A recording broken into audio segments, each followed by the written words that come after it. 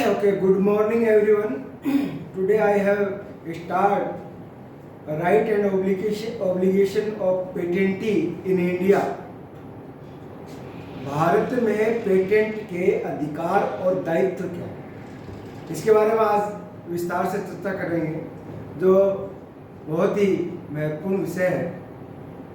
In India the owner of an invention is required to get his invention patented under the Patent Act 1970। अर्थात भारत में एक आविष्कार के मालिक को अपने आविष्कार को पेटेंट अधिनियम 1970 के तहत पेटेंट कराने की आवश्यकता होती है। Registration of patent provide certain rights to the patentee which is mandatory to be followed by the patentee। Patent का पंजीकरण पेटेंटी को कुछ अधिकार प्रदान करता है, जिसका पालन पेटेंटी द्वारा किया जाना अनिवार्य है। With the rights also come certain restrictions or obligations which are required to be followed by the patentee. Hence, the Patent Act 1970 provides certain rights and obligations of patentee that he is required to follow.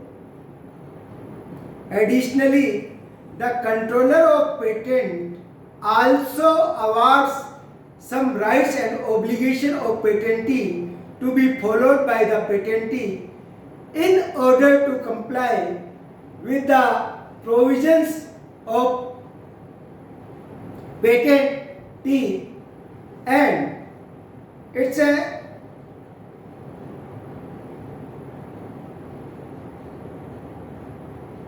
in this order to comply with the provision of the Patent Act 1970. In this situation, we will discuss in complete detail the rights and obligation of patentee under the Patent Act 1970। अर्थात अधिकारों के साथ कुछ प्रतिबंध या दायित्व भी आते हैं, जिनका पालन पेटेंट कराने वाले को करना होता है। इसलिए पेटेंट अधिनियम 1970 में पेटेंट के कुछ अधिकार और दायित्व बताए गए हैं, जिनका पालन करने के लिए यह आवश्यक है कि इसके अतिरिक्त पेटेंट नियंत्रक पेटेंट अधिनियम 1970 के प्रावधानों का पालन करने के लिए पेटेंटी द्वारा पालन किए जाने वाले पेटेंट के कुछ अधिकारों और दायित्वों को भी पुरस्कृत करता है। इसमें हम पेटेंटी के अधिकारों और दायित्वों के बारे में विस्तार से आज चर्चा करेंगे। पेटेंट अधिनियम 1970 के तहत पेटेंट धारक कौन है? Who is patent holder? Patent कराने वाले को क्या लाभ मिलते हैं? What are the benefits conferred upon the patentee of a patent? Patent अधिनियम 1970 के अनुसार पेटेंट के अधिकार क्या हैं? What are the rights of patentee as per the Patent Act 1970? इसमें आगे हम इसी को कंक्लूड करते हुए पढ़ेंगे कि पेटेंट के दोहन का अधिकार, right to exploit the patent, right to grant licence देने का अधिकार, राइट टू सरेंडर समर्पण करने का अधिकार, right to sue for infringement उल्लंघन के लिए मुकदमा करने का अधिकार, and right to use and enjoy patent का उपयोग करने और आनंद लेने का अधिकार। इसी में आगे हम अगर देखेंगे तो इसी के अंदर राइट्स एंड ऑब्लिगेशंस में पढ़ेंगे पेटेंट अधिनियम 1970 के अनुसार पेटेंट के दायित्व क्या है। What are the obligation of patentee as per the patent act 1970। इसमें डिस्कस करेंगे अपन duty to disclose, duty to request for examination, duty to respond to objection, duty to clear all objection, duty to pay statutory fee, अर्थात परीक्षा के लिए अनुरोध करने का कर्तव्य, आपत्तियों का जवाब देने का कर्तव्य, सभी आपत्तियों को दूर करने का कर्तव्य और वैधानिक शुल्क का भुगतान करने का कर्तव्य। आज हम ये सारी चीजें इसमें rights and obligation of patentee patent act के द्वारा पेटेंट एक्ट के अंतर्गत पढ़ेंगे। सबसे पहले आता है who is patent holder. Patent धारक जो होता है वो कौन होता है? A patent holder invents a procedure or product whose exclusive rights and obligations of patentee are given to the patent holder as an inspired force for investment in creative or inventive exercises and for the spread of such exercises in public at large for learning. However, these exclusive rights and obligations of patentee are not unstanding and revocation of such rights can be done in certain exceptional circumstances where is need to balance the interest of the patent holder and with others। अर्थात एक patent धारक एक ऐसी प्रक्रिया या उत्पाद का आविष्कार करता है जिसके पेटेंट धारक को रचनात्मक या आविष्कारशील अभ्यासों में निवेश के लिए और सीखने के लिए बड़े पैमाने पर ऐसे अभ्यासों,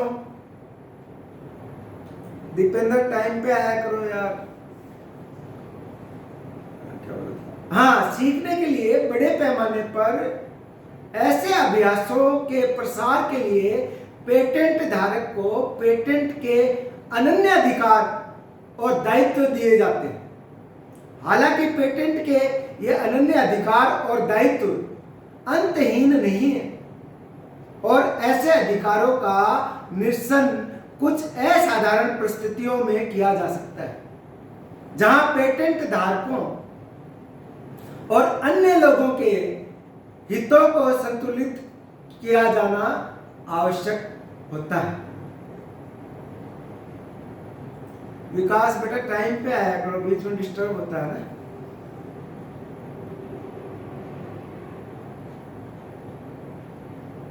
अतः पेटेंट के इन अधिकारों और दायित्वों की कई सीमाएं और अपवाद हैं जो निम्न प्रकार से हैं। तो there are a number of limitations and exceptions to these rights and obligation of patentee which are as follows like that. Number 1, research और एक्सपेरिमेंटल यूटिलाइजेशन, अर्थात अनुसंधान या प्रयोगात्मक उपयोग। Number 2, usages on outdoor vessels, बाहरी जहाजों पर उपयोग। Next, receiving administrative authorization from various professionals, विभिन्न पेशेवरों से प्रशासनिक प्राधिकरण का प्राप्त करना। नेक्स्ट है reduction of patent rights and similar imports, patent अधिकारों और समान आयातों में कमी। Compulsory relating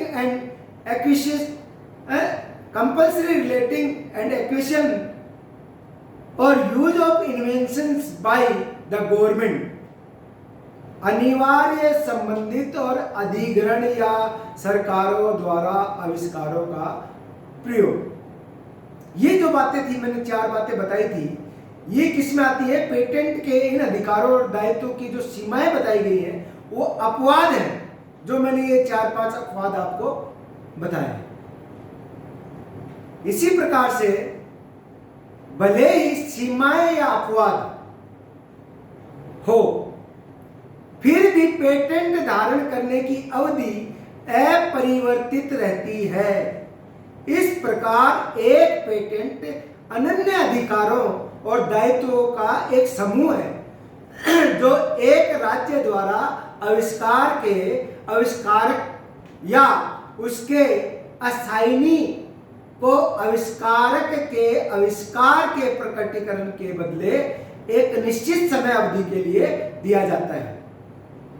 Even if there are limitations or exceptions, yet term to hold a patent remains unaltered. Thus, a patent is a set of exclusive patent rights and obligation that is guaranteed by a state to an inventor of the invention or her his assignee for a fixed time period in exchange for the disclosure of the invention of the inventor. It refers to a grant of some advantages, property or expert made by the government or the sovereign of the country to as a minimum of 1%. The way of procedure according to which it is done is known as patent. An individual, an invention of the inventor is the creation of intelligence applied to labor and capital and for the production of something useful and new. Such creation or invention turns into the restrictive property of the inventor on the grant of patent. अर्थात यह कम से कम एक व्यक्ति के रूप में सरकार या देश के संप्रभु द्वारा किए गए कुछ लाभ, संपत्ति या विशेषज्ञ के अनुदान को संदर्भित करता है। जिस तरीके या प्रक्रिया के अनुसार इसे किया जाता है उसे पेटेंट के रूप में जाना जाता है। आविष्कारक का एक आविष्कार श्रम और पूंजी पर लागू होने वाली बुद्धि का निर्माण और कुछ उपयोग और नया उत्पाद करने के लिए ऐसी रचना या आविष्कार पेटेंट के अनुदान पर आविष्कार की प्रतिबंधात्मक संपत्ति में बदल जाता है। अब बात आती है पेटेंट कराने वाले को क्या लाभ है। जो पेटेंट कराने वाला व्यक्ति होता है उसको क्या लाभ होता है? What are the benefits conferred upon the patentee of a patent? According to India, in India the patent law identifies the exclusive rights and obligation of patentee to gain certain commercial advantages out of the invention invented by him her. Such rights and obligations of patentee are provided to boost the inventor to invest in the new innovative offices and should also realize that the developments done by them will be ensured and protected by the law, and hence no other person has the capacity to make a duplicate of their inventions or creations. Bharat में patent कानून पेटेंटी के द्वारा आविष्कार किए गए आविष्कार के कुछ व्यावसायिक लाभ प्राप्त करने के लिए उनके विशेष अधिकारों और दायित्वों की पहचान करता है। पेटेंटी के ऐसे अधिकार और दायित्व आविष्कारक को नए अभिनव कार्यालयों में निवेश करने के लिए प्रोत्साहित करने के लिए प्रदान किए जाते हैं और यह भी महसूस करना चाहिए कि उनके द्वारा प्रदान किए गए विकास कानून द्वारा सुनिश्चित या महसूस किए गए विकास कानून द्वारा सुनिश्चित और संरक्षित किए जाएंगे और इसलिए कोई अन्य व्यक्ति डुप्लीकेट बनाने की क्षमता नहीं रखता उस इन्वेंशन में। उनके आविष्कार या कृतियों के बारे में स्पष्ट रूप से राइट्स एंड ऑब्लिगेशंस बताए गए हैं।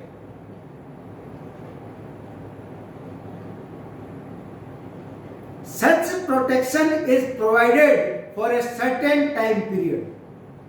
These protection provided in a certain time period for the most part of 20 years, amongst which the inventor will have certain selective rights and obligations of patentee as per the Patent Act 1970.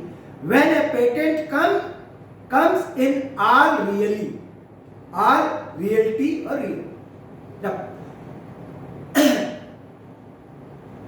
Certain exploitative rights and obligation of patentee are presented as an incentive for the revelation of the certain or invention of the patentee to people at large.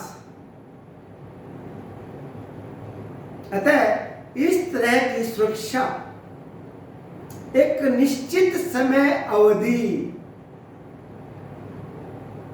अधिकांशतः देखा जाए तो अधिकांश भाग के लिए 20 वर्ष की निश्चित अवधि के लिए प्रदान की जाती है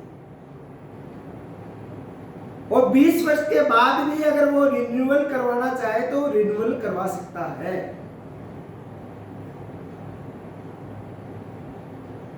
जिसमें से आविष्कारक के पास पेटेंट अधिनियम 1970 के तहत पेटेंट के कुछ चुनिंदा अधिकार और दायित्व होंगे। जब एक पेटेंट सभी वास्तविकता में आता है तो कुछ शोषणकारी अधिकार और पेटेंट के दायित्वों को बड़े पैमाने पर लोगों के लिए पेटेंट के निर्माण का आविष्कार के रहस्योद्घाटन के लिए एक प्रोत्साहन के रूप में प्रस्तुत किया जाता है।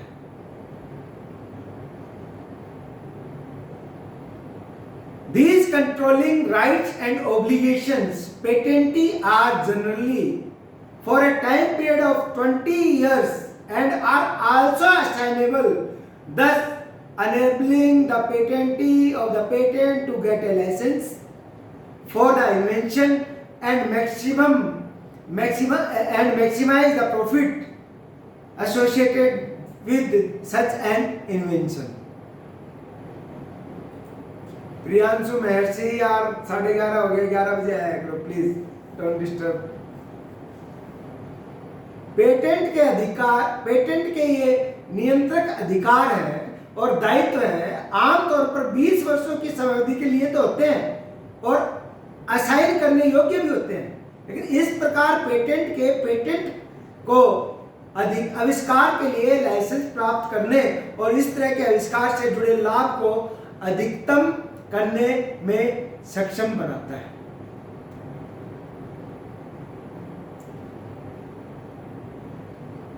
As per Article 284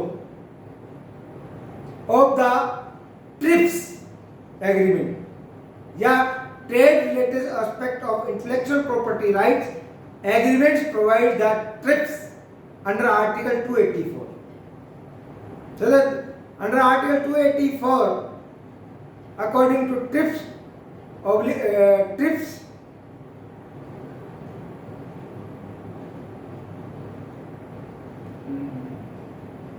एग्रीमेंट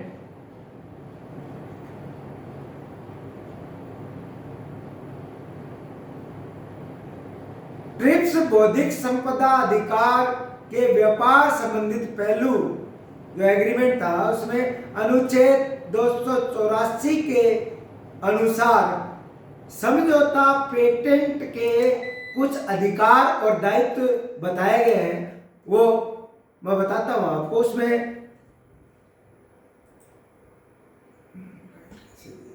आवाज आ रही है ना आपको? हेलो हेलो, आवाज? हाँ ओके, लाइट चली गई थी। इसमें जो अधिकार और दायित्व ट्रिप्स एग्रीमेंट के अनुसार बताए थे, आर्टिकल 284 में जो समझौता हुआ था उसमें पेटेंट के जो राइट्स एंड ऑब्लिगेशन बताए गए थे ट्रिप्स के अनुसार, उसमें नंबर 1 है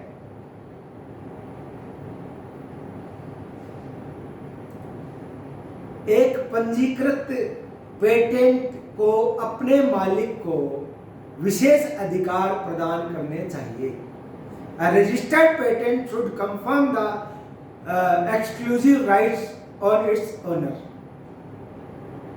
नंबर 1, जहां पेटेंट की विषय वस्तु एक उत्पाद है, किसी तीसरे पक्ष को रोकने के लिए जिसके पास मालिक की सहमति भी नहीं है, इन उद्देश्यों के लिए उपयोग करने, बनाने,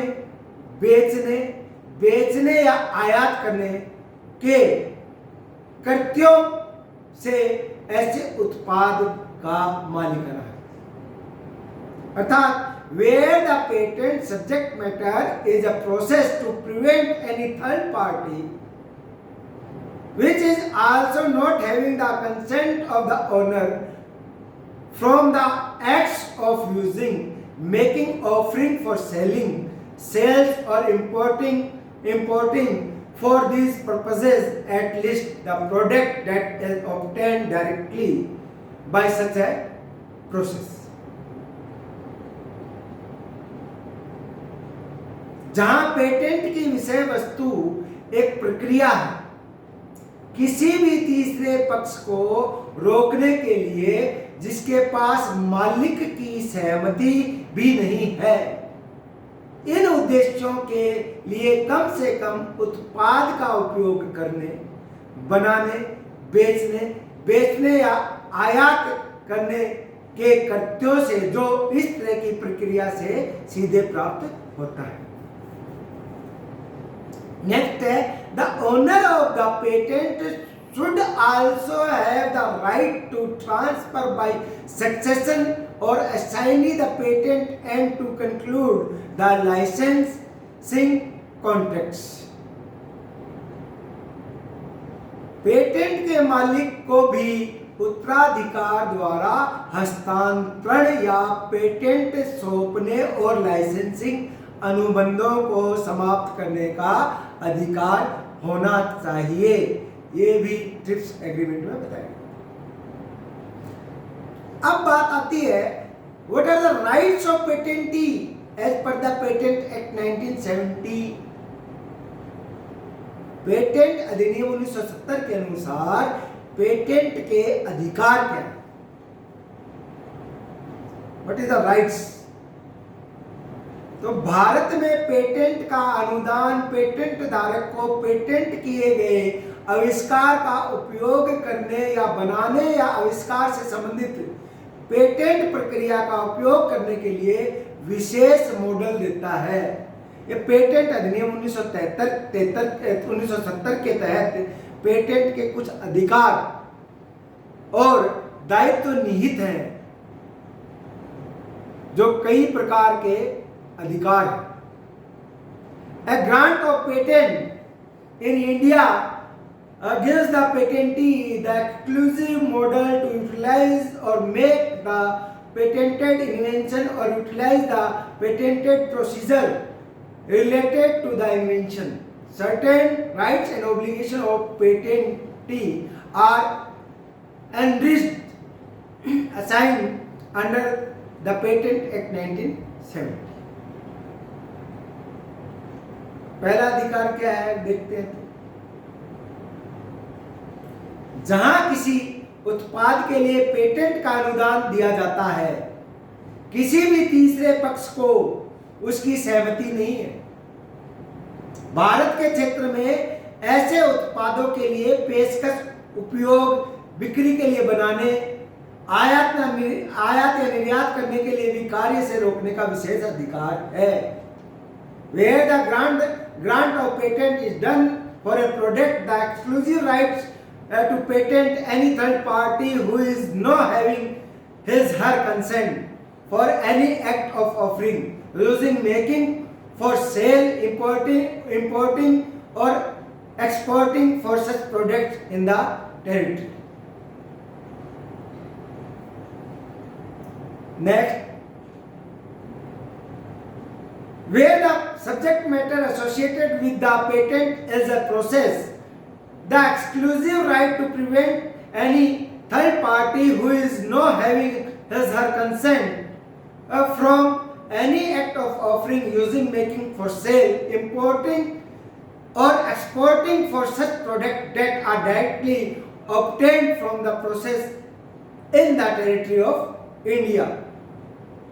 जहां पेटेंट से जुड़ी विषय वस्तु एक प्रक्रिया है, ऐसे उत्पादों के लिए पेशकश करने, उपयोग करने, बिक्री करने के लिए बनाने, आयात या निर्यात करने के लिए किसी भी कार्य से किसी तीसरे पक्ष को रोकने का विशेष अधिकार जिसकी सहमति नहीं है, जो है वो सीधे भारत के क्षेत्र में प्रक्रिया से प्राप्त है, यानी जो भारत के क्षेत्राधिकार में उसी प्रक्रिया से प्राप्त है।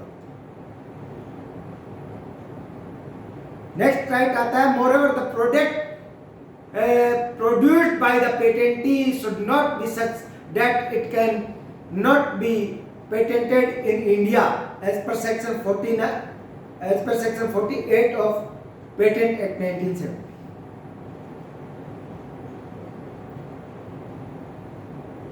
इसके अलावा पेटेंटी द्वारा उत्पादित उत्पाद ऐसा नहीं होना चाहिए जिसे पेटेंट अधिनियम 1970 की धारा 48 के अनुसार भारत में पेटेंट नहीं कराया जा सकता।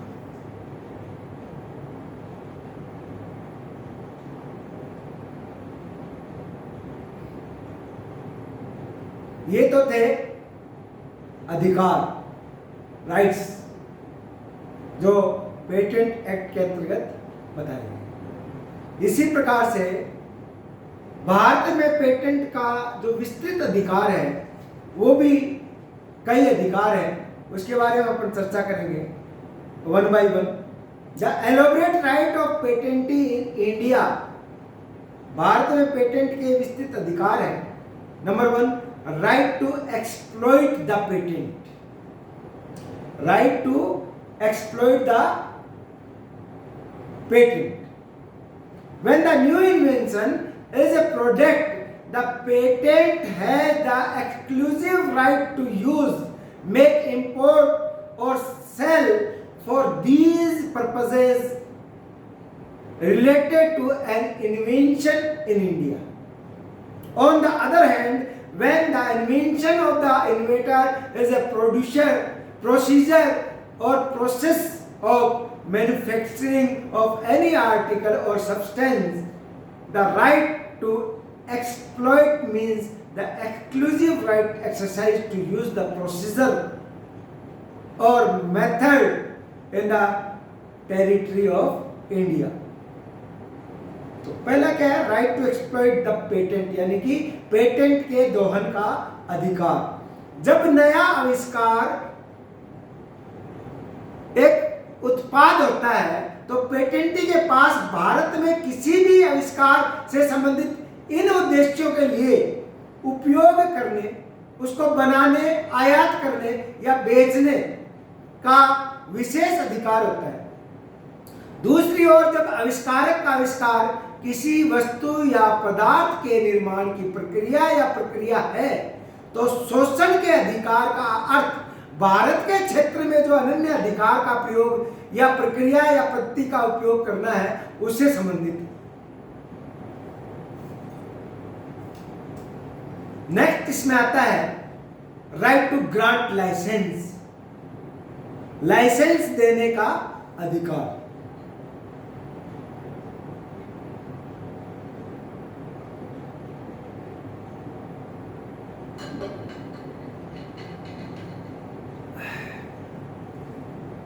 यानी कि नेक्स्ट आता है right to grant licence, licence देने का अधिकार। The patentee of a patent is given the right to grant licence, right to grant licence or transfer right or enter into some arrangements for some consideration. The assignment or license to be valid and legitimate, it is required to be in writing and should be registered with the controller of patent.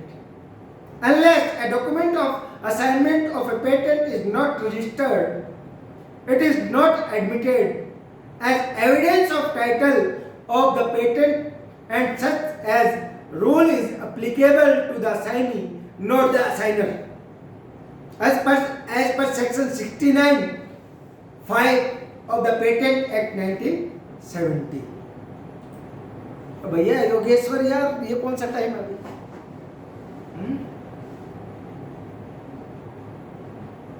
Licence देने का अधिकार एक patent के या एक patent को licence देने का अधिकार हस्तांतरित करने या कुछ विचार के लिए किसी व्यवस्था में प्रवेश करने का अधिकार दिया जाता है। असाइनमेंट या लाइसेंस वैध और वैध होने के लिए लिखित रूप में होना आवश्यक है और पेटेंट नियंत्रक के साथ पंजीकृत होना भी चाहिए। जब तक किसी पेटेंट के असाइनमेंट का दस्तावेज पंजीकृत नहीं होता है तब तक ऐसे पेटेंट के शीर्षक के साक्ष्य के रूप में स्वीकार नहीं किया जाता है और ऐसे नियम समनुदेशिति पर लागू होता है, ना कि समनुदेशक पर। ये सारी चीजें जो ये जो मैंने बताया है ये पेटेंट एक्ट 1917 के सेक्शन 69(5) में बताया गया है एक्ट के बारे में कि किस प्रकार से लाइसेंस देने का अधिकार है। नेक्स्ट आता है इसमें राइट टू सरेंडर, समर्पण का अधिकार। राइट टू सरेंडर, समर्पण का अधिकार।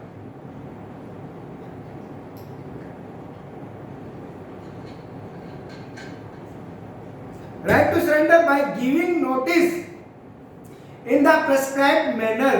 The patentee of a patent has the right to surrender a patent at any time and at her or his own directions.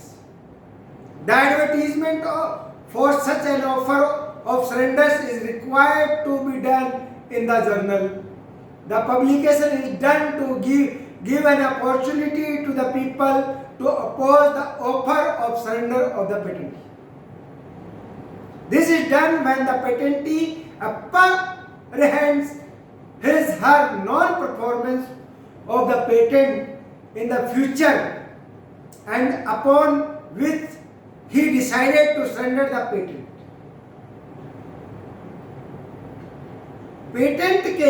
Patent को निर्धारित तरीके से नोटिस देकर पेटेंट को किसी भी समय और अपने विवेक पर आत्मसमर्पण करने का अधिकार है। इस तरह के समर्पण के प्रस्ताव का विज्ञापन जर्नल में किया जाना आवश्यक है। यह प्रकाशन लोगों को पेटेंटी के समर्पण के प्रस्ताव का विरोध करने का अवसर देने के लिए किया जाता है। यह तब किया जाता है जब पेटेंटी को भविष्य में पेटेंट के अपने गैर निष्पादन के बारे में पता चलता है और जिस पेटेंटी को भविष्य में पेटेंट के लिए अपने गैर निष्पादन के बारे में पता चलता है और जिस पर वह पेटेंट को आत्मसमर्पण करने का निर्णय लेता है।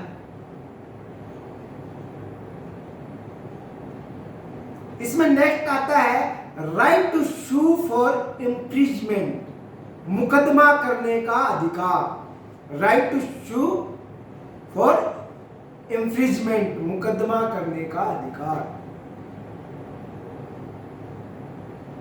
The patentee has the right to sue for infringement of patent in district court has the jurisdictions by try the suit. उल्लंघन के लिए मुकदमा करने का अधिकार पेटेंटी के पास पेटेंट के उल्लंघन के लिए जिला न्यायालय में मुकदमा करने का राइट अधिकार है, जिसके पास मुकदमा चलाने का क्षेत्राधिकार है।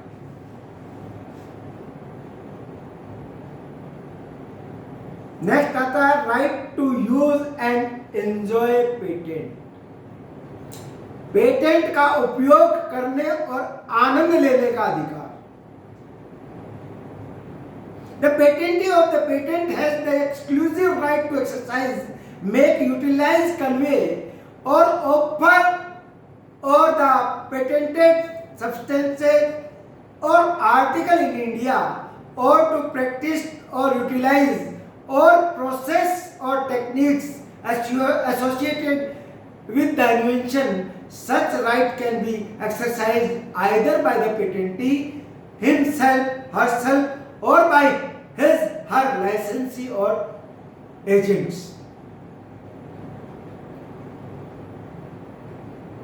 पेटेंट के पेटेंटी को भारत में प्रयोग करने, बनाने, उपयोग करने, संप्रेषित करने या पेश करने या पेटेंट किए गए पदार्थ या वस्तु का अभ्यास करने या उपयोग करने या आविष्कार से जुड़ी प्रक्रिया या तकनीकी का विशेष अधिकार है।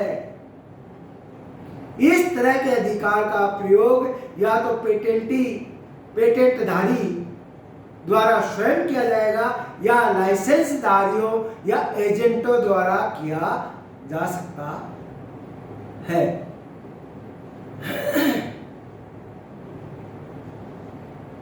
अब बात आती है कि पेटेंट अधिनियम 1970 के अनुसार पेटेंट के दायित्व क्या है, obligation. What are the obligation of patentee as per the patent act 1970? Once a patent is granted to a patentee, there are certain rights and obligations of patentee.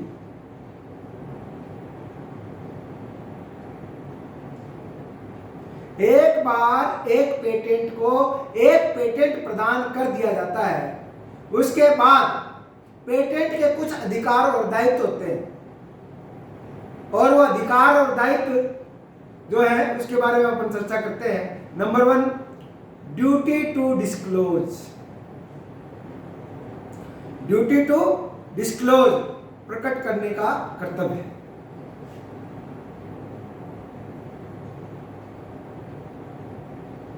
Section 8 of the patent act 1970 accomplishes the obligation to disclose of the patentee. Section 8(1) of the Patent Act 1970 tells that the patentee has an obligation to disclose all required data related to the remote uses of comparative or same invention documented by him, her, or through him, her, or through someone by him, her at the time of applying or within 6 months of the applying. Patent अधिनियम 1970 धारा 8(1) patent का खुलासा करने के दायित्व को पूरा करती है।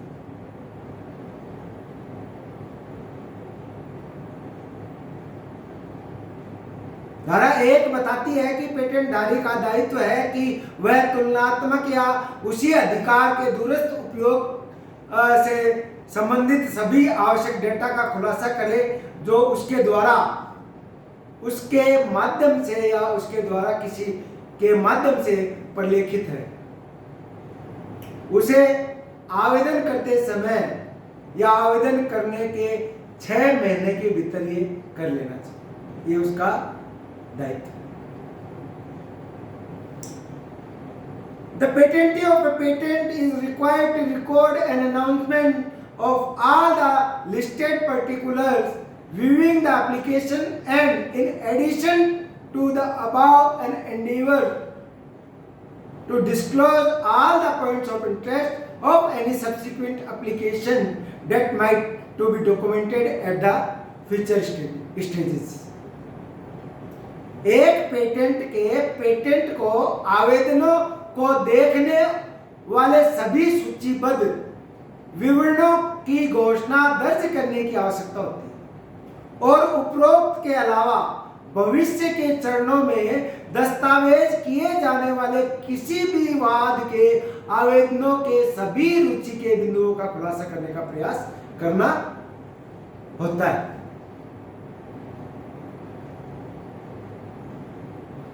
सेक्शन 8(2) वो किसमें बताया? Section 8(1). Section 8(2) of the patent act 1970 puts an obligation on the patentee to provide all the data required by the controller of patent with regard to the relating of any remote application at whatever point demand is made by the controller of patent within a time period of 6 months of such a demand by the controller of patent. The first part of the obligation of patentee being when a man records an applications of patent. On the other hand, the second part being after a demand is made by the controller of patent under the Patent Act 1970.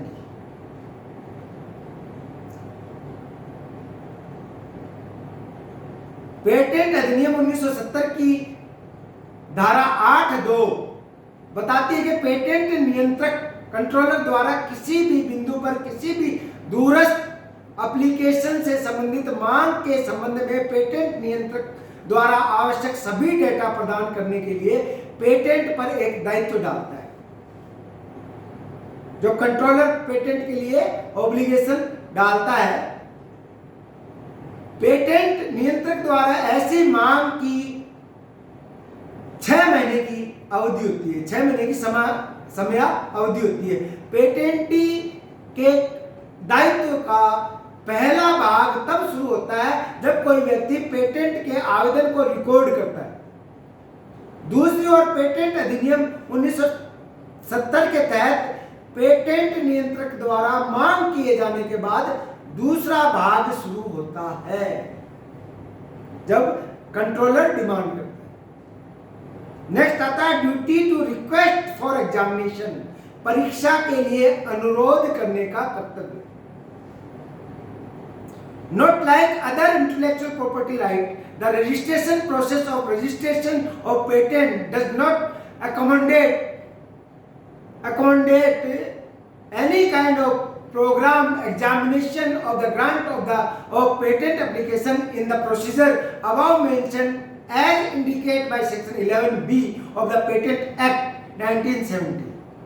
The obligation is through on the patentee himself or herself to ask for the controller of patent to look at the growth of development connected for patent.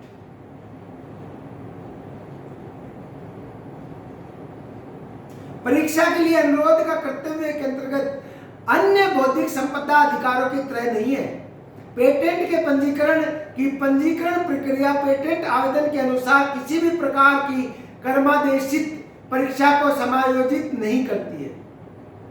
ऊपर वर्णित प्रक्रिया में जैसा कि patent अधिनियम 1970 की धारा 11(b) 11(b) द्वारा इंगित किया गया है, बताया गया है कि पेटेंट के लिए संबंधित वृद्धि या विकास को देखने के लिए पेटेंट नियंत्रक से पूछने के लिए पेटेंट स्वयं पर दायित्व डाला जाता है। नेक्स्ट आता है duty to respond to objection, आपत्तियों का जवाब देने का कर्तव्य।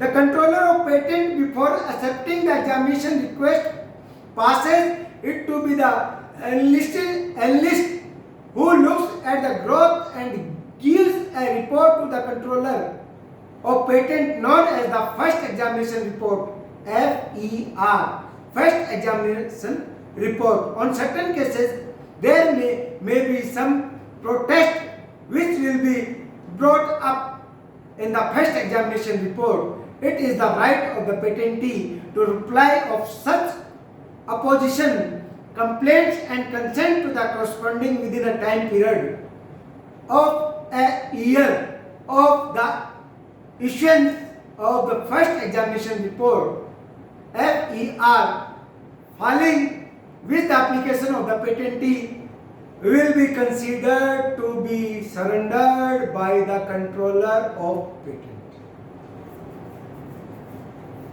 आपत्तियों का जवाब देने का कर्तव्य भी इसमें पेटेंट एक्ट अंदर बताया गया है। पेटेंट नियंत्रक परीक्षा विरोध को स्वीकार करने से पहले इसे विश्लेषक को भेजा जाता है।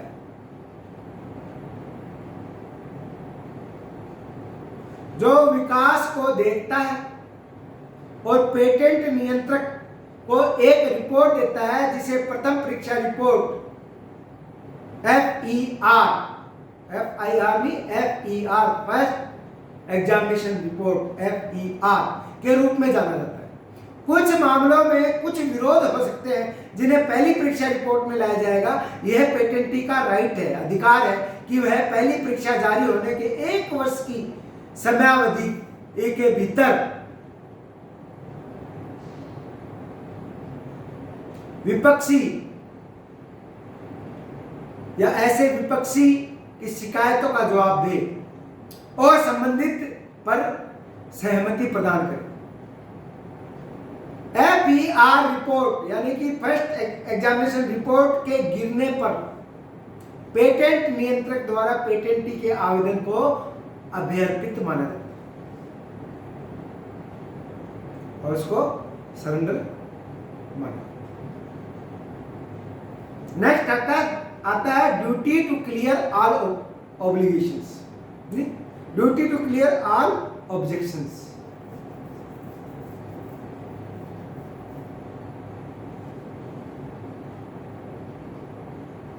सभी आपत्तियों को दूर करने का कर्तव्य, duty to clear all objections, सभी आपत्तियों को दूर करने का कर्तव्य।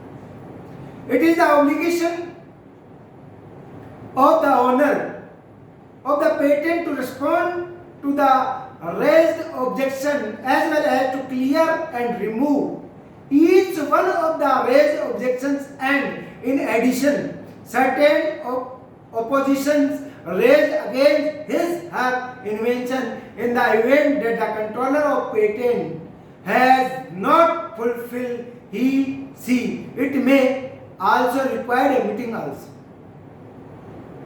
Furthermore, it is the obligation of the owner of patent to go for a consultation and clear all obligations, and in addition opposition if are raised any against the invention of the inventor. सभी आपत्तियों को दूर करने का कर्तव्य भी बनता है। जैसे पेटेंट के मालिक का यह दायित्व है कि वह उठाई गई आपत्तियों का जवाब देने के साथ साथ उठाई गई आपत्तियों में से प्रत्येक को स्पष्ट और हटा दे, और इसके अलावा उसके आविष्कार के खिलाफ उठाए गए कुछ विरोध को भी हटा दे, जिससे इस घटना में कि पेटेंट नियंत्रक ने उसे पूरा नहीं किया है, उसे एक बैठक की भी आवश्यकता हो सकती है। इसके अलावा पेटेंट के मालिक का यह दायित्व है कि वह परामर्श के लिए जाए और आविष्कारक के आविष्कार के खिलाफ सभी आपत्तियों और इसके अलावा विरोध यदि कोई हो तो उसको दूर करे। ये भी आपत्तियों को दूर करने का उसका कर्तव्य बनता है। नेक्स्ट आता है ड्यूटी टू पे स्टैट्यूटरी फी।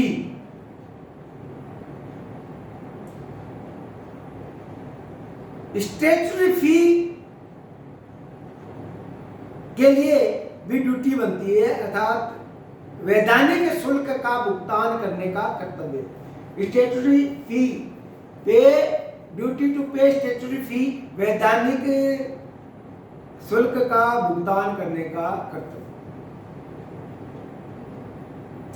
वैधानिक शुल्क का भुगतान करने के कर्तव्य के अंतर्गत पेटेंटी का दायित्व है कि वह बिना किसी असफलता के पंजीकरण की प्रक्रिया में पेटेंट का अनुदान प्राप्त करने के लिए आवश्यक सभी वैधानिक खर्चों का भुगतान करे।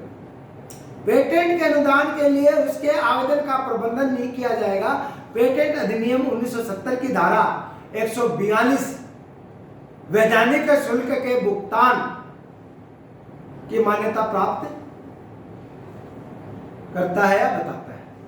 The patentee has an obligation to pay all the statutory expenses required to get a grant of a patent in the process of registration.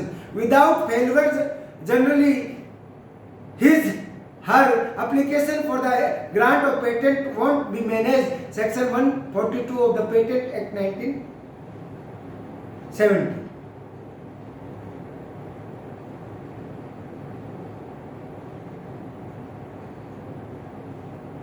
After this process is immediate to end, the patentee or patent clears every one of the restrictions and protests raised against his invention. If the controller of patent is fulfilled, he will grant a patent to the invention and publishes it in the journal, or generally the controller reject such as a patent. इस प्रक्रिया का अनुकरण करने के बाद patent ने अपने अधिकारों के खिलाफ उठाए गए हर एक प्रतिबंध, रेस्ट्रिक्शन और विरोध को मंजूरी दे दी। यदि पेटेंट नियंत्रक पूरा हो जाता है तो वह आविष्कार को पेटेंट प्रदान करेगा और उसे जर्नल में प्रकाशित करेगा, या आमतौर पर नियंत्रक ऐसे पेटेंट को आविष्कार कर। तो आज अपन ने पेटेंट के अंतर्गत राइट एंड ऑब्लिगेशंस के बारे में पढ़ा, जिसमें राइट क्या है, ऑब्लिगेशंस क्या है, उनके पार्ट्स जो पॉइंट्स हैं उनको सभी को आज हमने कवर कर लिया। तो ये क्वेश्चन एग्जामिनेशन के पॉइंट ऑफ व्यू बनता है कि right and obligation of the patentee in India, Bharat में पेटेंट के अधिकार और दायित्व क्या है उसको विस्तार से समझाइए। तो ये क्वेश्चन पूरा कंप्लीट हो गया और इसको आज हमने कंप्लीट कर दिया। कल नया टॉपिक लेंगे।